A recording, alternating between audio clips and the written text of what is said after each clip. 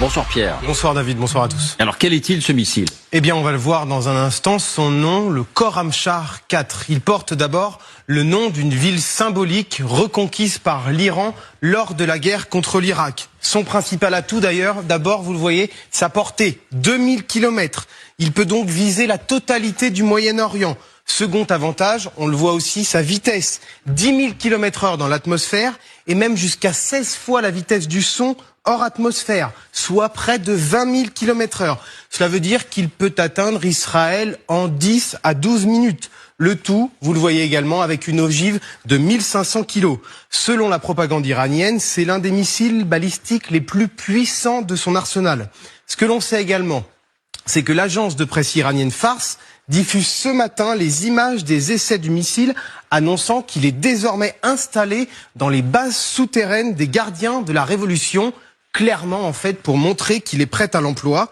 Avec ce missile, le régime parle maintenant d'un niveau de combat sans précédent. Il faut savoir que les premiers essais remontent à 2023. En 3 ans à peine, ce Khorramshahr 4 est donc utilisable et prêt à servir l'Iran.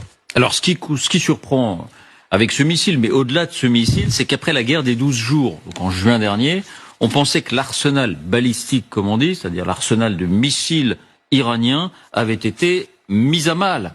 Est-ce que c'est vraiment le cas? C'est ce qu'affirmait d'ailleurs Benyamin Netanyahou, le Premier ministre israélien à cette époque, lors de cette guerre des 12 jours. En réalité, malgré la puissance de ces frappes israéliennes, justement, en fait, l'Iran aurait conservé une grande partie de son arsenal de missiles balistiques et aurait même relancé sa production. Selon des officiels iraniens, en novembre dernier, les usines de missiles travaillent 24 heures sur 24 avec pour objectif de faire pleuvoir 2000 missiles en une seule frappe. C'était 500 lors du dernier conflit.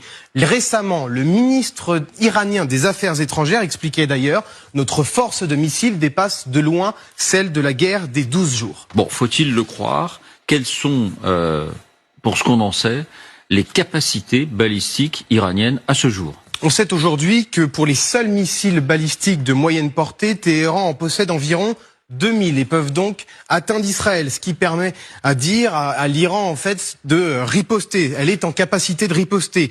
Écoutez justement le général Hossein Jajiji, il est conseiller du chef des gardiens de la révolution islamique.